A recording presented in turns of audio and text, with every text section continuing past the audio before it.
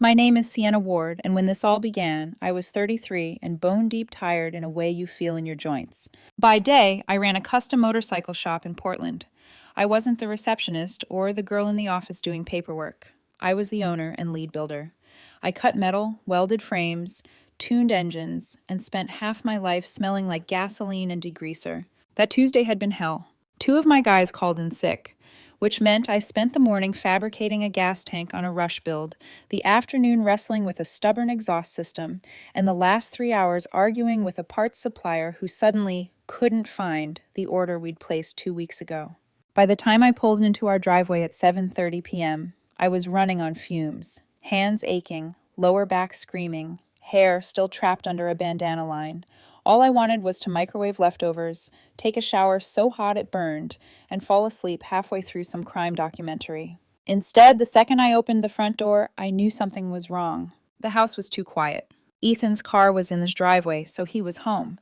But there was no music, no TV, no podcast playing from the kitchen speaker. Just an uncomfortable, heavy silence. "Ethan," I called, dropping my keys into the bowl by the door. "Kitchen," he answered. I walked in and stopped. He was leaning against the counter with his arms crossed, like he'd staged himself there, freshly showered, hair styled, crisp button-down, and jeans that I knew he'd picked on purpose. His whole vibe screamed presentation, not casual hanging out at home. My stomach did a small warning twist. "Hey," I said, forcing my voice to stay light. "You look formal for a Tuesday." He didn't smile. "We need to talk." Of course we did. I grabbed a bottle of water from the fridge, twisted the cap off, and took a long drink to buy myself a few seconds. My brain was already flipping through possibilities. Secret debt, job loss, surprise trip, midlife crisis at 32. "Okay," I said, setting the bottle down and leaning against the opposite counter. "What's going on?" He took a breath like he'd rehearsed this. "You know this life doesn't really work for me anymore." I blinked. "What life?" "This." He gestured vaguely around the kitchen. "The routine, the traditional stuff.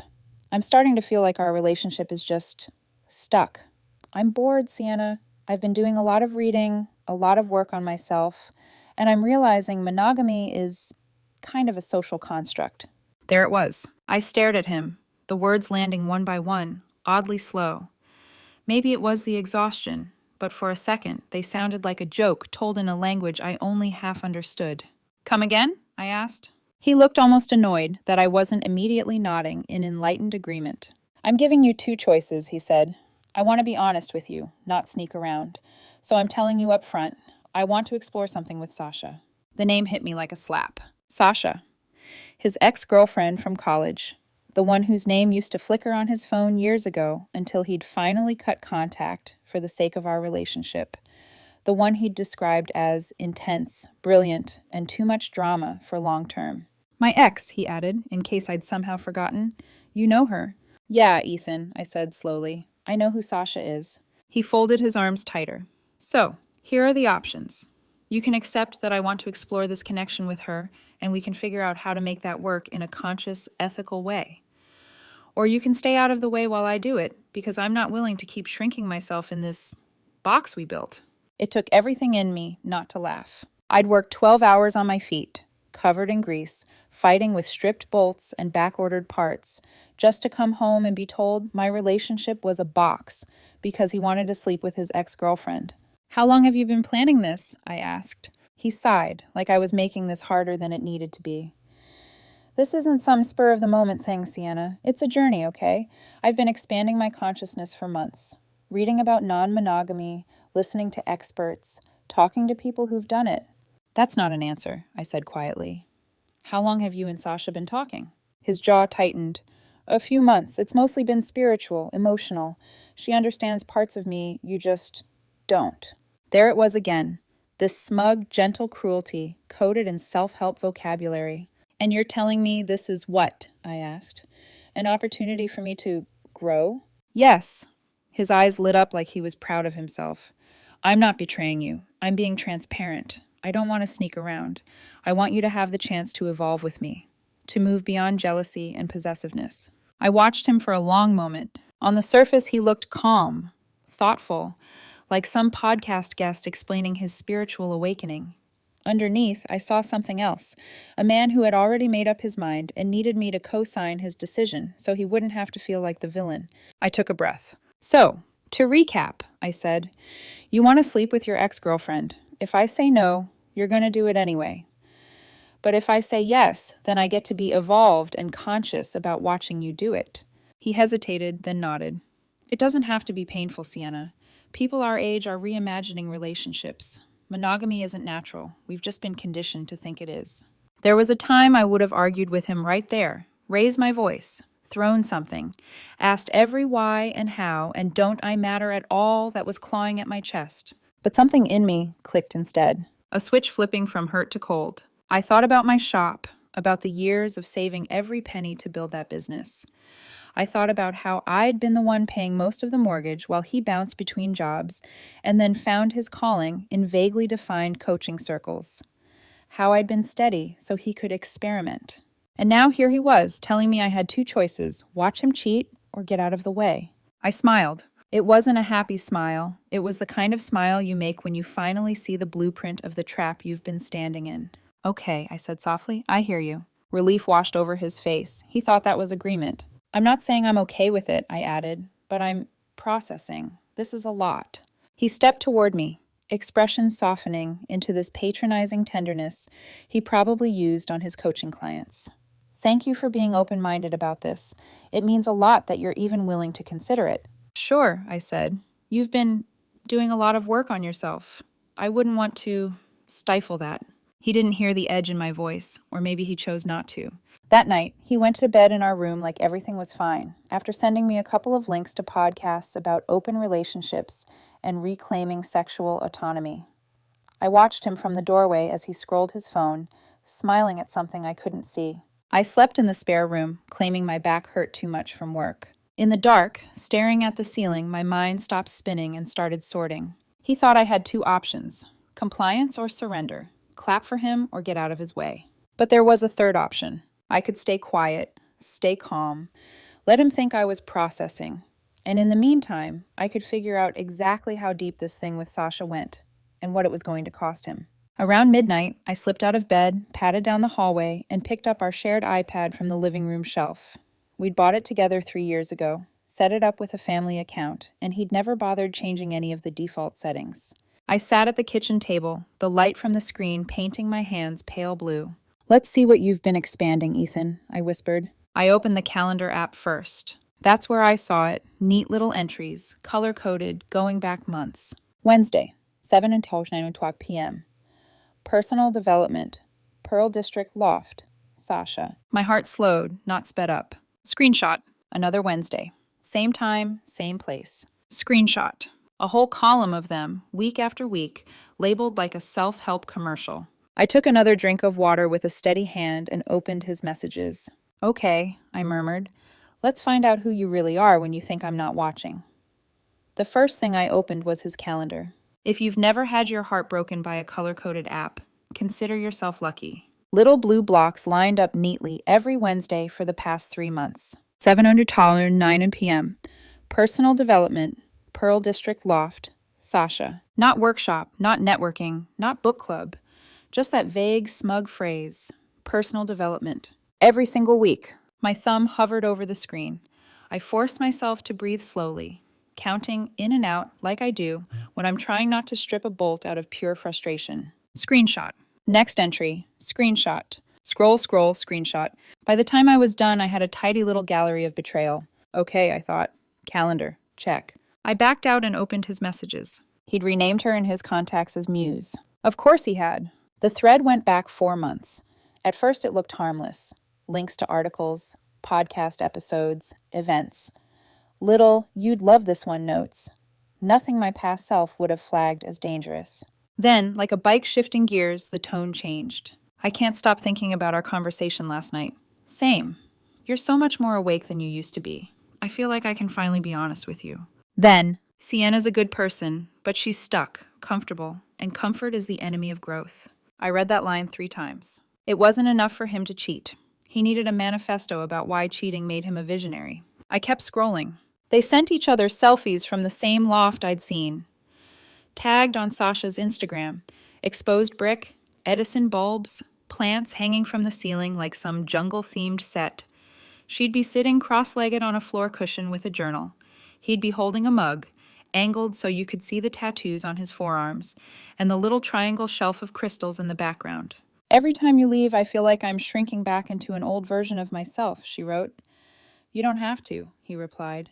We're writing a new story together, one that doesn't obey anyone's rules but our own. I could almost hear his voice reading it. My chest felt tight, but my hands were steady. Screenshot. Another. I didn't rush.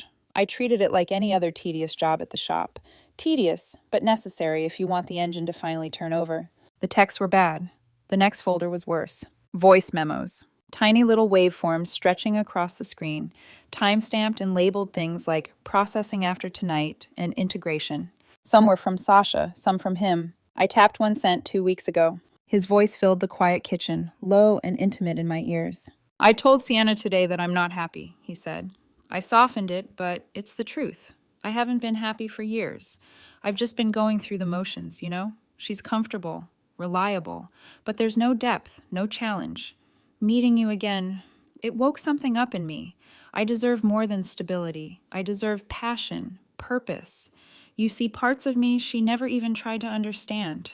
My fingers tightened around the iPad so hard my knuckles hurt. Not happy for years. We'd been married for 4, which meant in his mind, the regret started around the same time we signed the papers. I swallowed and tapped another memo, this one from Sasha. It's scary, she said softly. Letting go of an old life, even when it's suffocating. But you're not wrong for wanting more. You're brave. Most people stay asleep forever. Sienna will either rise to meet you or she won't. That's her journey, not yours. My journey, apparently, was footing the bills while they applauded each other's courage. I backed out before I threw the thing at the wall. There was one more notification sitting at the top of the list.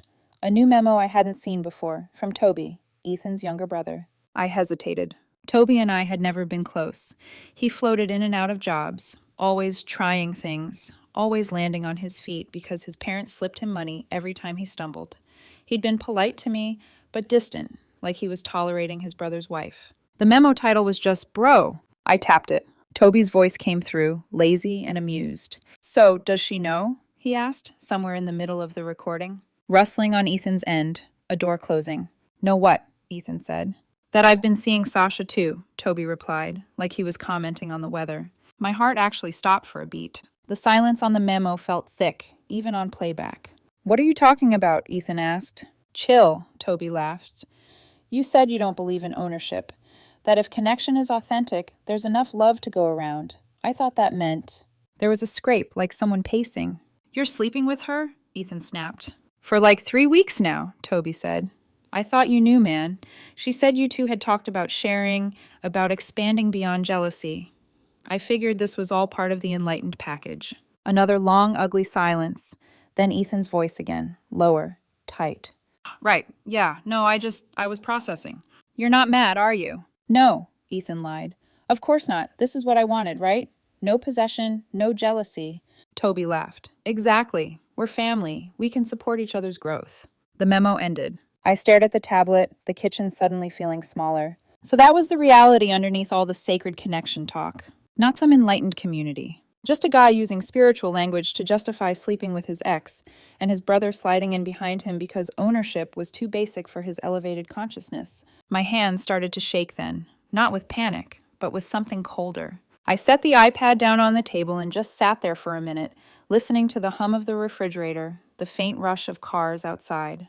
This was the part in a story where the narrator usually breaks down, cries, throws things, calls the cheater at 3 a.m. and screams, "How could you?" I didn't do any of that. Instead, I reached for my phone, opened the camera, and started taking pictures. Screenshots of the calendar entries. Screenshots of the text messages. I downloaded the voice memos and emailed them to myself, just in case he suddenly discovered boundaries and wiped the iPad clean. I created a new folder on my laptop named something bland, Tax Docs 2023, and dragged everything into it. Then I grabbed a notebook from the drawer, the one I usually use for parts lists and order numbers, and wrote a date at the top of a fresh page. Evidence log, Ethan, Sasha, infidelity. I wrote down everything I'd found so far. Dates, times, locations, key quotes. I treated it like a teardown report for a busted engine. If there's one thing running a shop teaches you, it's that documentation matters. People lie. Paper doesn't. By the time I closed the notebook, my eyes were gritty with fatigue, but my brain felt sharp in a way it hadn't in weeks. He thought I had two choices, play along or move out of his way. He had no idea I was building a third. I locked the notebook in the metal cash box I kept in my truck. Then I washed my face, crawled into the spare bed, and lay awake listening to Ethan snore down the hall while he dreamed his way through his awakening. The next day at work, my crew noticed I was quiet, but they didn't push. They were used to my long stretches of focused silence. I spent the morning sanding down a fuel tank, the rhythmic back and forth, giving my mind room to line up the next steps. I needed someone outside this mess, someone who wouldn't tell me to talk it out or accuse me of overreacting. Someone who would look at the facts and call it what it was. On my lunch break, I wiped my hands on a rag and pulled out my phone. I scrolled past my family, past old friends I hadn't spoken to in months, and stopped on the one person I knew would answer without hesitation. Ali. We'd met a decade ago in a night class neither of us really wanted to take. He'd been studying engineering while working warehouse shifts. I'd been grinding through business management courses after 12-hour days in other people's garages. We bonded over the fact that we were the only two who actually did the homework. Over the years, he'd become my closest friend, the one who celebrated when I opened the shop, the one who told me bluntly when I was being an idiot, the one who looked Ethan in the eye at our wedding and said, "If you hurt her, I will haunt your life." I hadn't told him anything yet. My thumb hovered over his name for a second, then I hit call. He answered on the second ring. "Yo, Wrench Queen," he said. "What's up?" My throat tightened unexpectedly at the familiar nickname. "I need to talk," I said. My voice came out flatter than I intended. "In person." He went quiet instantly. "Bad?" he asked. "Yeah," I said. "Pretty bad." "Okay," he replied. "I'll bring food." I almost laughed. "Ali, I didn't—" "Too late. I already decided. Text me when Ethan's out of the house. We'll raid your garage like old times." When I hung up, the world felt slightly more anchored. Ethan thought he was orchestrating a conscious transition into his next great love story. He didn't know I had a friend who specialized in helping people dismantle illusions, with brutal efficiency and a side of garlic sauce. That night, Ethan went to bed early, claiming he had a breathwork circle in the morning and needed to be rested. I watched him close the door, then sent Ali a simple text. "Coast is clear." His reply came back immediately. "On my way. Bring an appetite and a war plan." Ali showed up 25 minutes later in his ancient Honda Civic, the one with mismatched doors and a bumper held together by faith and zip ties. I heard it rattling down my street before it even turned the corner. He hopped out with 2 large takeout bags in one hand and a 6-pack in the other. "Emergency supplies," he said, stepping into my garage. "I wasn't sure whether you needed protein, carbs, or alcohol, so I brought all 3. I didn't smile at first, but the second the smell of garlic and grilled chicken hit me, my chest loosened just enough to make room for one. He set the bags on the workbench, glanced around the shop like he was looking for blood on the floor. "Okay, Sienna," he said, rolling up his sleeves. "Start talking." I didn't start gently. There was no point. I told him everything. Ethan's 2 choices, the speeches about monogamy being a social construct, Sasha's sudden re-entry into his spiritual journey, the calendar entries at her loft, the texts, the voice memos, the part where he claimed he hadn't been happy in years. By the time I got to Toby also sleeping with Sasha, Ali had stopped eating entirely, which was how I knew I'd hit the upper limit of human stupidity. Even he couldn't process. He stared at me, mouth half open. Then he set his shawarma down very carefully. "I'm going to ask you one question," he said, "and I need you to answer honestly." I braced myself. "Okay." "Are you," he said slowly, "in any universe considering staying with this man?" "No." Ali exhaled like he'd been holding his breath for 10 minutes. "Thank God," he said, "because if you'd said yes, Sienna, I would have thrown you in the trunk of my car and driven you to a therapist." A laugh escaped me, sharp and tired.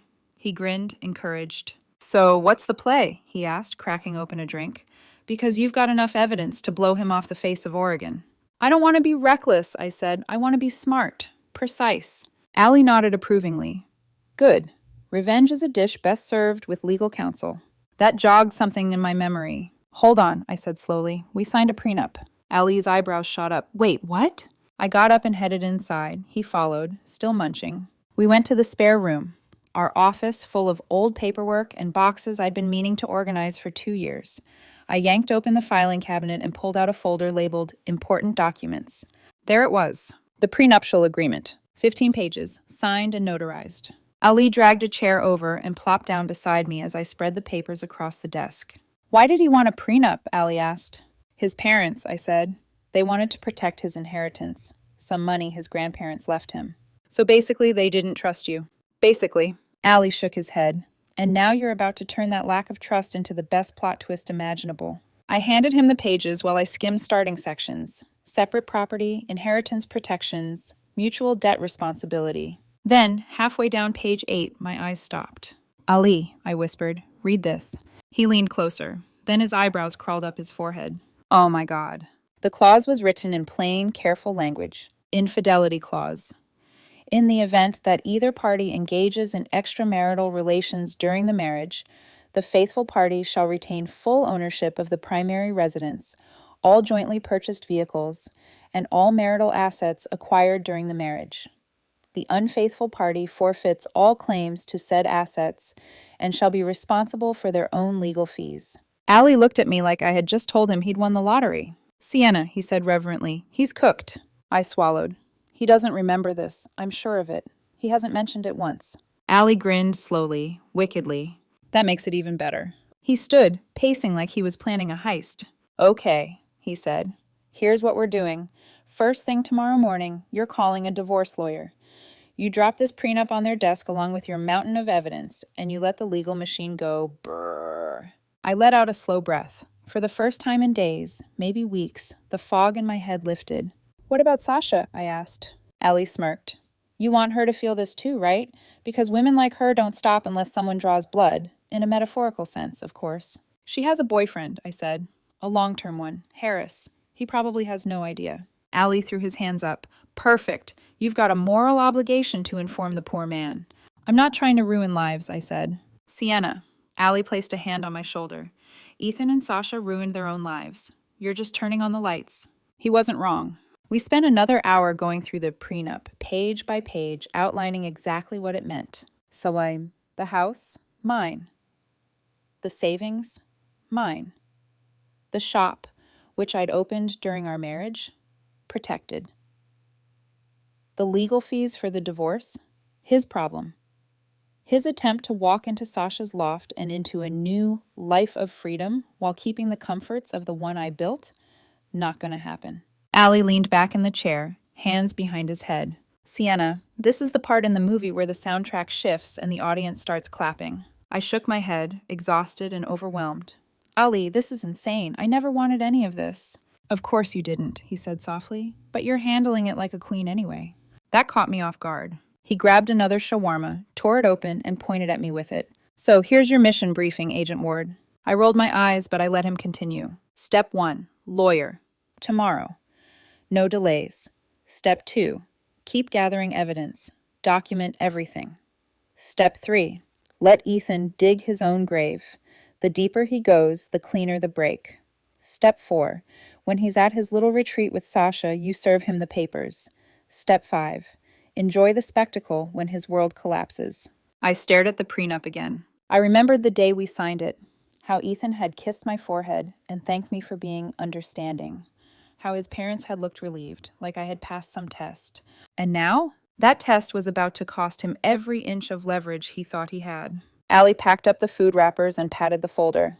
We're meeting again after you see the lawyer, he said. Same time, same garage. I'll bring more shawarma and a victory playlist.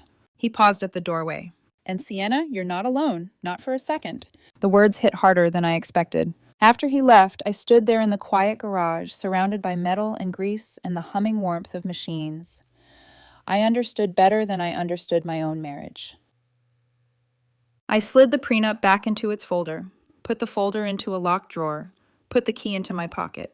Then I whispered to the empty room. You gave me 2 choices, Ethan. Here's mine. The next morning, I woke up before my alarm. Not because I was rested, God knows I wasn't, but because my mind was already running at full throttle.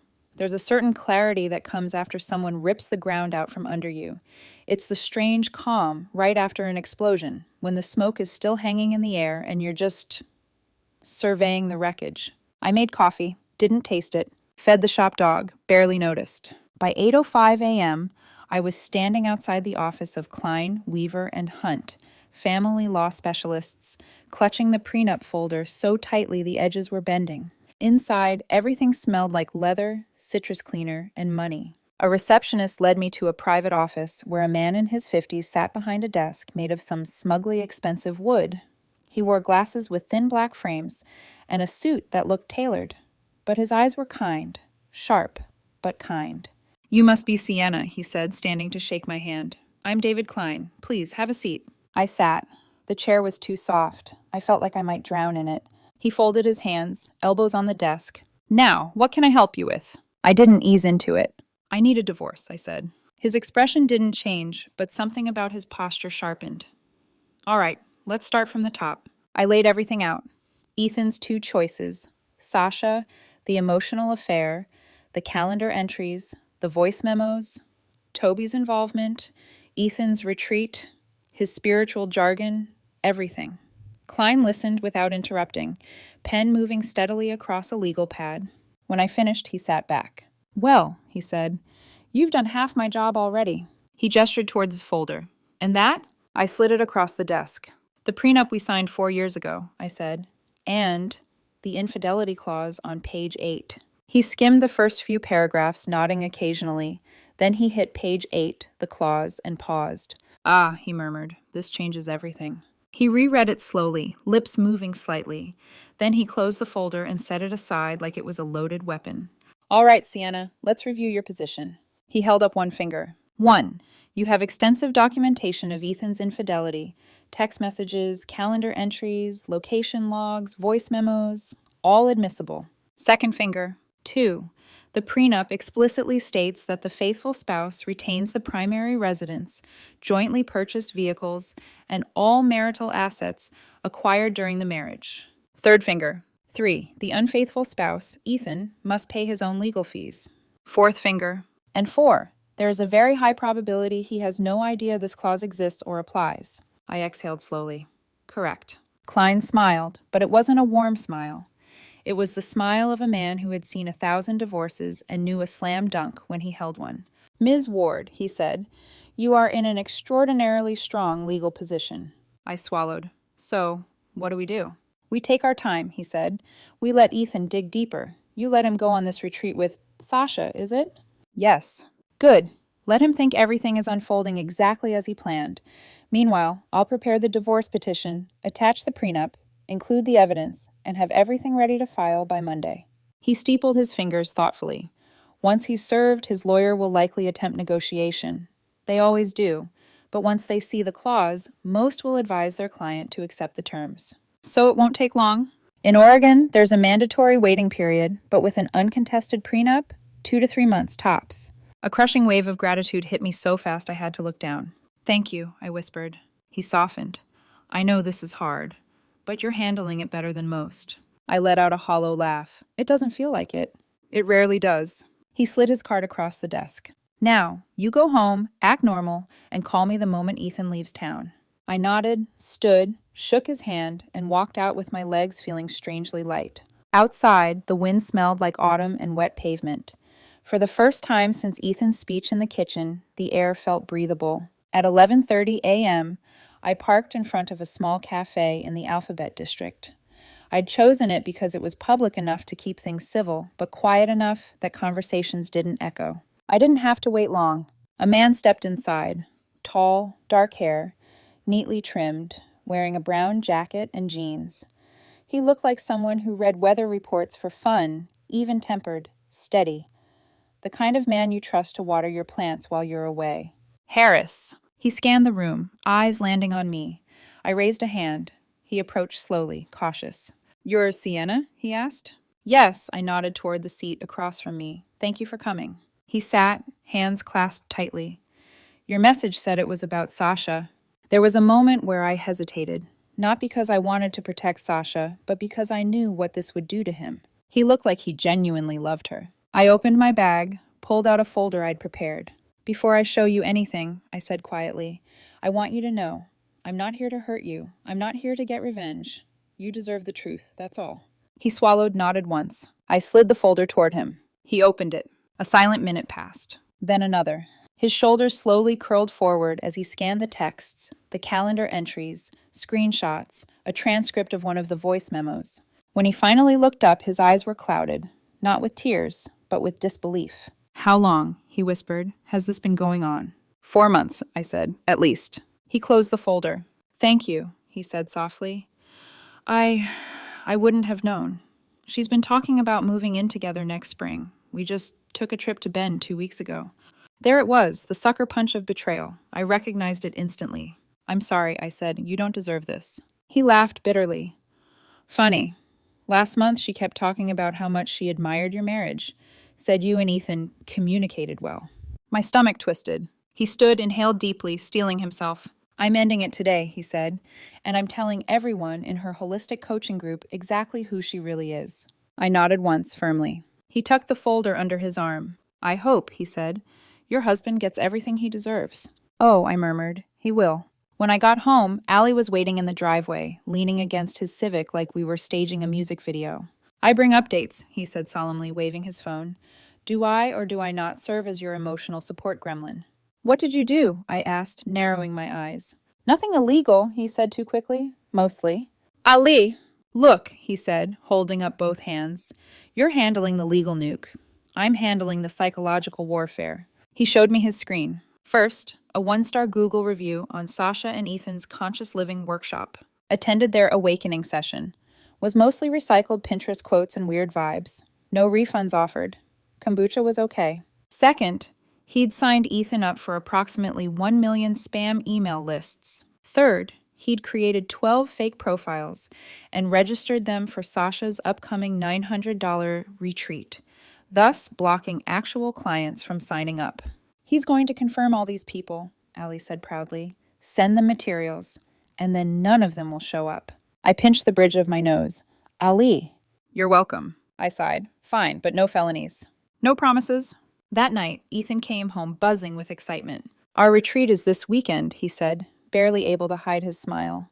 "Sasha says it's going to be transformative. I really think this is the beginning of a new chapter for both of us." I nodded and forced my lips into something resembling encouragement. "That's good," I said. "You're surprisingly calm," he said. Inside, I was already mentally packing his things. "I'm working on expanding," I said lightly. He smiled proudly, like a teacher whose student finally understood the assignment. If only he knew. Friday evening, he packed his bag, yoga mats, organic snacks, multiple linen shirts, and kissed my cheek on his way out. "Thank you for being so understanding," he said. "When I get back, we can talk about what this means for our relationship." "Of course," I said. He walked to his car with the air of someone stepping into enlightenment. I watched him drive away, waited until his taillights disappeared, then pulled out my phone. "Coast is clear." Ali's response hit 3 seconds later. "Operation Clean Sweep. Engage." The moment Ethan's car disappeared down the street, linen shirts, yoga mat, and delusion packed neatly in the trunk, I felt something inside me unlock. A quiet, decisive click, like undoing the safety on a tool you've been waiting to use. Ali arrived 5 minutes later, blasting Arabic pop music from his Civic like we were about to pull a heist, which, honestly, we kind of were. He marched inside carrying his laptop, a toolkit, and a plastic bag filled with energy drinks. "First order of business," he said, tossing me a can. "Hydrate. Warriors, hydrate." "Ali," I sighed, "we're not at war." He cracked his drink open. "You hired a divorce lawyer, are serving legal nukes, and I've signed Ethan up for 17 spam mailing lists in the last 20 minutes. Yes, we are." I couldn't argue with that. 1. Changing the locks. We started with the front door. Not because I wanted to lock Ethan out. That wasn't the plan. This wasn't about drama. It was about symbolism, boundaries, closure, and, okay, maybe a tiny bit of psychological warfare. Ali handed me a screwdriver. "You do the honors." It took 5 minutes. When the new lock clicked into place, it felt like something in my chest clicked too.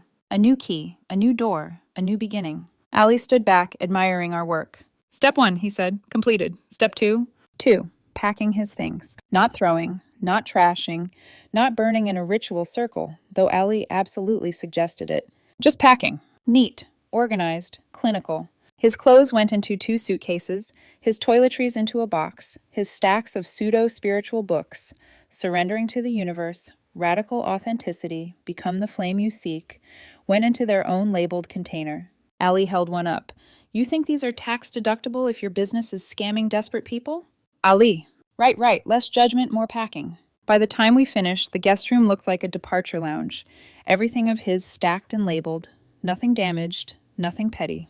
Just ready to go. Ali dusted his hands dramatically. Step 2, complete. What's next, General Ward?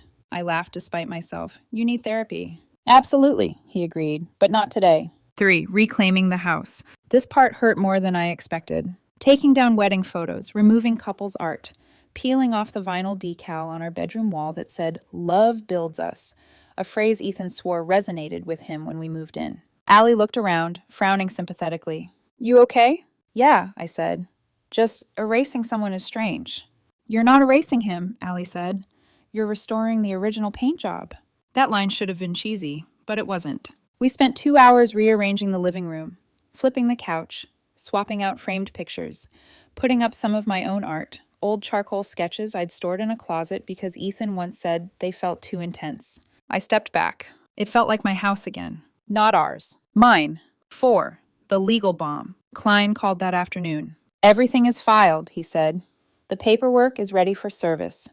Do you want to hand it to him yourself when he returns, or should I arrange formal delivery? I'll give it to him, I said. I want him to see exactly who made this decision. Very well, everything is set. I hung up and stared at the envelope on the counter, the divorce petition, the prenup, the evidence index. Somewhere in the Cascade Mountains, Ethan was probably meditating by a lake, telling Sasha how free he finally felt. Meanwhile, his future was sitting in a plain manila envelope next to my toaster. 5. Ali's petty revenge. Continued. As I set the envelope down, Ali emerged from the dining room with his laptop, looking far too proud. Update, he announced. We have movement. Ali, I warned. Hear me out, he said, spinning the laptop toward me. On Sasha's retreat event page, 12 new signups had appeared. Every one of them one of Ali's fake emails. She's sending confirmation packets, he said gleefully, with dietary restrictions and liability waivers, and she has no idea those people don't exist. Ali, let me have this. He clicked another tab. And look at this. Someone already marked my review of their coaching practice as helpful. I gave him a look. Ali, okay, I'll behave slightly. He put the laptop down and crossed his arms seriously. Sienna, I'm proud of you. That shut me up. He wasn't joking. Not this time. You're handling this with more grace than anyone I know, he continued. You didn't scream. You didn't break anything. You didn't burn his clothes in a ceremonial cleansing of the spiritually stupid. You planned. You documented. You protected yourself. My throat tightened. You deserve better than someone who uses energy alignment as an excuse for cheating. I nodded, swallowing hard. I know, I whispered. 6. Harris's revenge. That evening, my phone buzzed. Harris. I ended things. She tried to gaslight me. Then I posted everything in her alumni coaching group. Just thought you should know. I stared at the message. Ali peeked over my shoulder. Oh, hell yes. The dominoes are falling. 7. The night before the storm. Sunday night, my phone pinged again. Ethan. This weekend has been amazing, life-changing. I feel like I'm stepping into my authentic self. Hope you're doing okay. I stared at the words. Not angry, not hurt, just done. I sent back a thumbs-up emoji.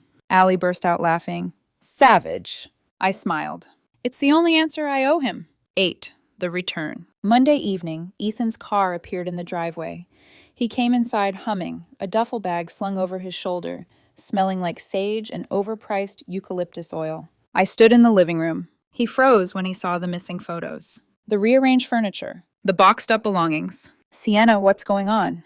Kitchen, I said softly. There's something for you. He walked in, slow and confused, like he was approaching a wild animal. He picked up the envelope, opened it. Read the title page. His face drained of color. Sienna, he whispered.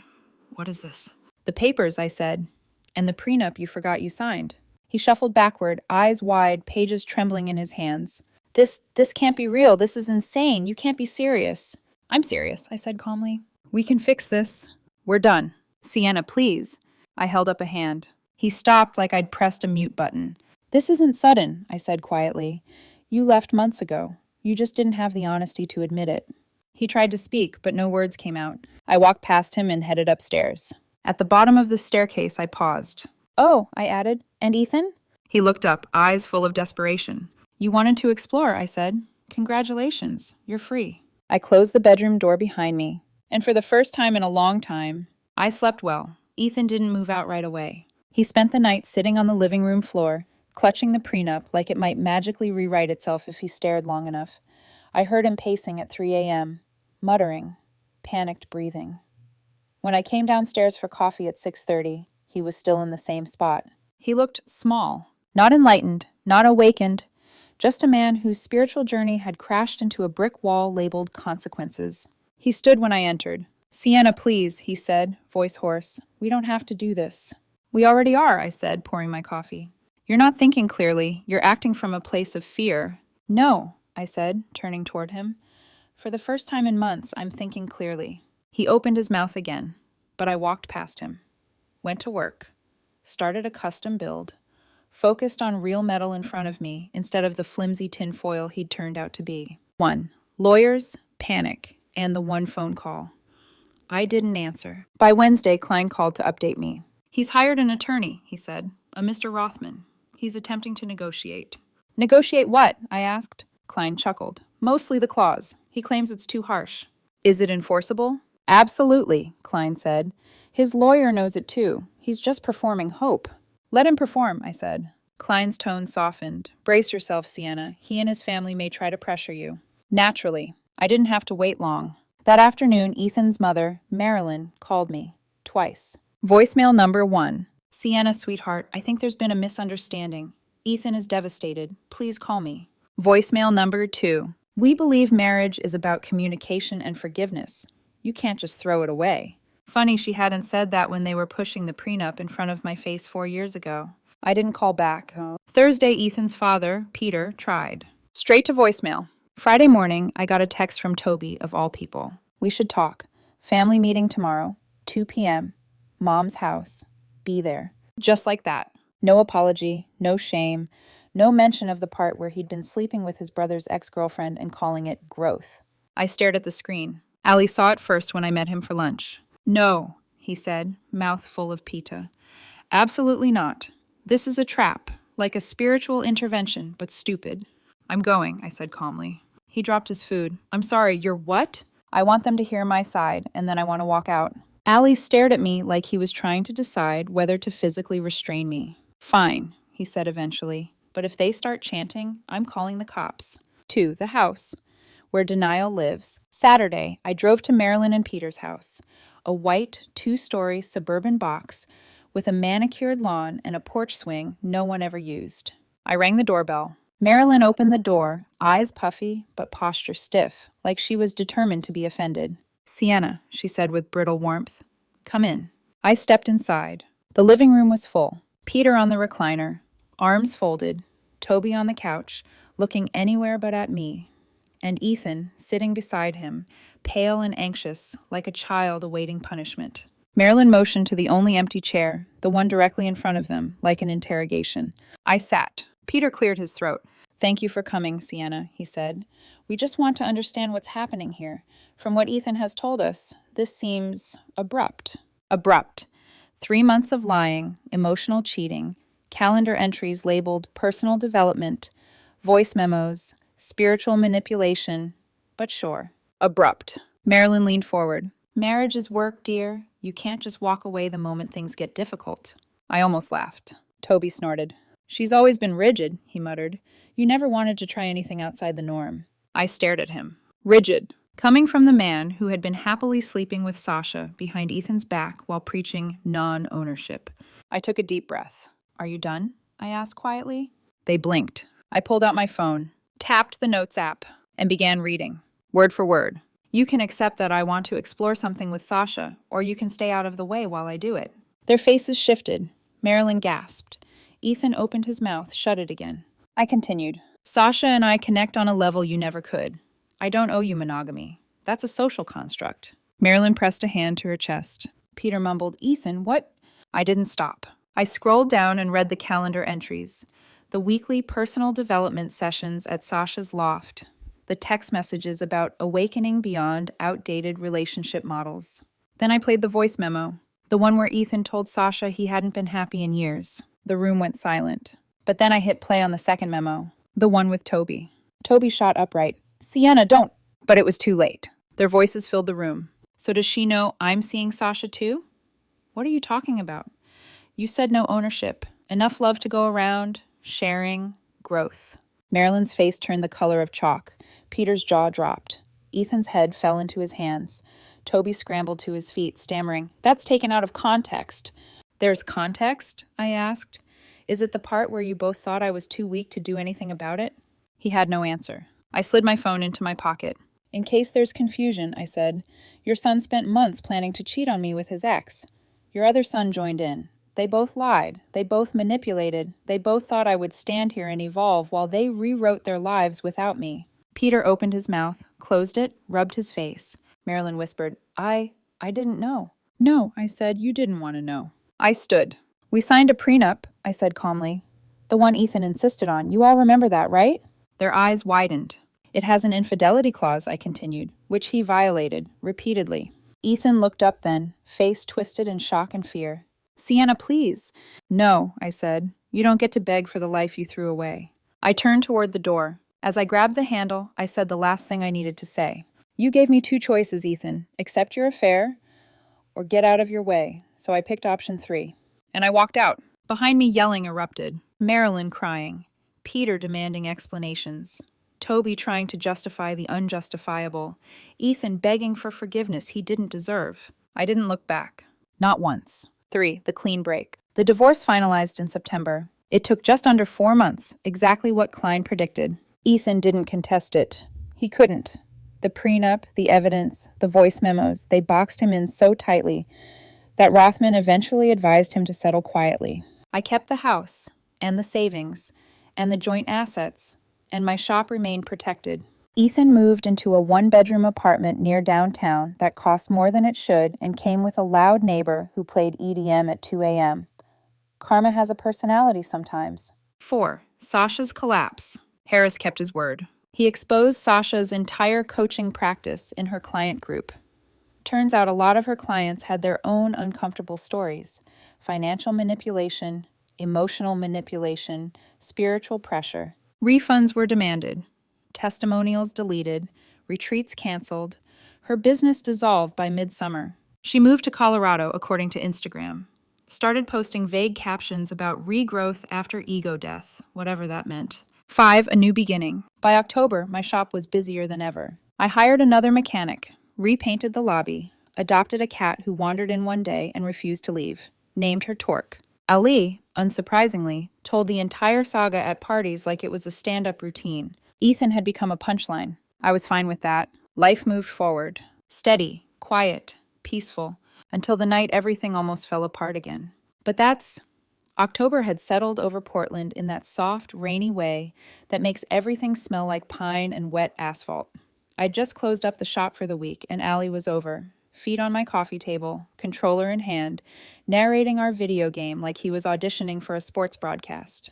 Torquey the cat was asleep on his lap, shedding enough fur to knit a sweater. "Did you seriously just drive your motorcycle off a cliff?" Allie asked, as my character ragdolled into pixelated tragedy. "It was a tactical choice," I said. "Yeah," he snorted. "Tactically stupid." It was one of those evenings that felt easy, normal, the kind of night where nothing in the world is waiting to explode. Until someone began pounding on my front door. Not knocking. Pounding. Allie paused the game mid-respawn. "You expecting anyone?" he asked. "No." The pounding grew louder. Then a voice, slurred, unsteady, unmistakable. "Sienna, I know you're in there." My stomach dropped. Allie raised an eyebrow. "Oh, this is going to be good." I stood, heart steady, not scared, not anxious, just ready. I opened the door, and there he was. Ethan. If the spiritual awakening had made him glow before, now it was gone, snuffed out like a candle drowned in cheap whiskey. He was wearing sweatpants and an oversized hoodie, his hair a mess, eyes red and glassy. He held an empty bottle of something expensive, of course, dangling loosely from his fingertips. "Sienna," he said, stepping forward unsteadily. "We need to talk." "No," I said, blocking the doorway. "We don't." "Yes, we do," he insisted. "You ruined my life." Behind me, Allie snorted. "Technically," he said, rising from the couch, "you ruined your own life. She just documented it." Ethan blinked at him, confused. "Who the hell are you?" I'm Ellie, he said cheerfully. Riley's best friend in the original timeline. In this rewritten version, I am the chaos spirit guiding Sienna through her villain arc. Torka meowed from inside, perfectly on cue. Ethan swayed. You don't know anything. Ellie crossed his arms. I know you forgot about a prenup you signed. You run on kombucha and delusion, and you're drunk on her porch 4 months after she divorced you. That's enough. Ethan turned back to me, outrage dissolving into something softer. I made a mistake, he said, voice cracking. I was confused. Sasha manipulated me. Toby lied. I wasn't thinking clearly. You were thinking perfectly clearly, I said. You just didn't think I'd ever stop you. He took a step closer. I didn't move. We could have worked through it, he whispered, if you'd given me time. You gave me 2 choices, I said softly. Watch you cheat, or get out of your way while you did it. He winced like the words physically hit him. You never gave me a third option, I continued, but I found one. He shook his head desperately. Sienna, please, I'll do anything. Just give me another chance. Allie pulled out his phone dramatically. Should I play the voice memos again? He asked. I've got backups saved in 4 different places. Ethan glared. Shut up. Allie smiled. Can't. It's a medical condition. Ethan looked back at me, tears spilling now. I have nowhere to go, he whispered. My friends won't talk to me. My parents are sick of me. Toby won't answer my calls. Sasha left the state. His voice broke. You moved on like I never mattered. That landed, but not the way he wanted. I stepped outside, closing the door behind me. The rain was starting to fall, soft and misty. He stood there shivering, hugging that empty bottle like it was a lifeline. I'm not asking for anything crazy, he said. I need someone. I need you. I shook my head. You don't miss me, I said. You miss stability. You miss safety. You miss the person who handled the things you were too disorganized, too selfish, too scared to handle yourself. He opened his mouth, closed it. The truth is, I said, you're not sorry you did it. You're sorry it didn't end the way you planned. You're sorry your spiritual experiment blew up. He flinched. And you're sorry Sasha left before you could transition into her life. He squeezed his eyes shut. I took a step back. Ethan, go home. He stood there, rain gathering in his hair. Please, he whispered. I'm begging you. No, I said gently, because I already chose myself. Allie opened the door a crack. Hey, he whispered loudly. Her parents are here. Sure enough, headlights washed across the driveway. A car pulled up. Marilyn stepped out, frantic. Ethan, she cried. Oh, thank goodness. Sienna, I'm so sorry. He left the house and... He didn't fight her when she grabbed his arm. He was limp, defeated, broken open in a way I couldn't fix, even if I wanted to. Marilyn lifted her face toward me. I'm sorry about everything, she whispered. Truly. I nodded, but didn't speak. She ushered Ethan into the passenger seat and drove away. The taillights disappeared into the rain. Allie closed the door behind them. Brother, he said, collapsing dramatically onto my couch. That was the most pathetic thing I've ever witnessed. I laughed, really laughed. For the first time in a long time, it didn't feel weighted with exhaustion or heartbreak. It felt clean, light. Allie unpaused the game. Torque stretched across his lap like she owned him. Life kept moving forward. And Ethan? He became exactly what he should have always been. A forgotten story I used to know.